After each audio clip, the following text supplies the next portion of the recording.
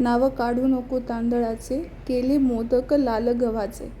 ओळ आठवते ना? या ओळीमागचा संदर्भही तुम्हाला माहीतच असेल. त्याच संदर्भाला जोडून कोणीतरी या मोदकांचा शोध लावला असेल असं मला वाटतं. आज आपण बनवतोय नाचणीच्या पिठाचे उकडीचे मोदक. मला मान्य आहे पारंपरिक तांदळाच्या मोदकांची चव कशालाही नाही, पण आपण 10 दिवस गणपतीला काही ना काहीतरी गोड बनवत असतो, बाप्पाला प्रसाद देत असतो. मग अशा वेळेला थोडासा ट्विस्ट तो बनताय. शिवाय नाचणीचं पीठ आहे त्यामुळे पौष्टिक आहे, लोहयुक्त आहे, बाप्पाच्या नावाने खूप सारे मोदक खाणाऱ्यांसाठी सोयीस्करही आहे.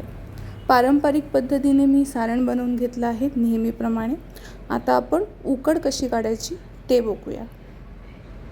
सर्वात आधी पॅनमध्ये आपण 1 वाटी पाणी घेऊया उकळायला. त्यामध्ये 1 चमचा तूप, अगदी 2 चमचे दूध आणि थोडंसं मीठ टाकून घेऊया आणि छान मिक्स करून त्याला उकळी येऊ देऊया. उकळी आल्यानंतर त्याच्यात 1 वाटी नाचणीचं पीठ टाकायचं आहे. जेवढं नाचणीचं पीठ तेवढंच पाणी.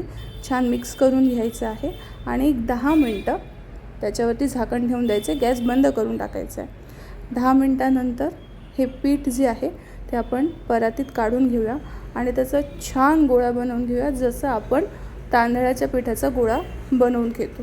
अशा प्रकारे आपली उकड तयार झाली आहे. आता तुम्ही नेहमीसारखं हाताने पाकळ्या करून मोदक बनवू शकता. माझ्याकडे वेळ थोडा कमी होता म्हणून मी सरळ मोदकाचा साचा वापरला.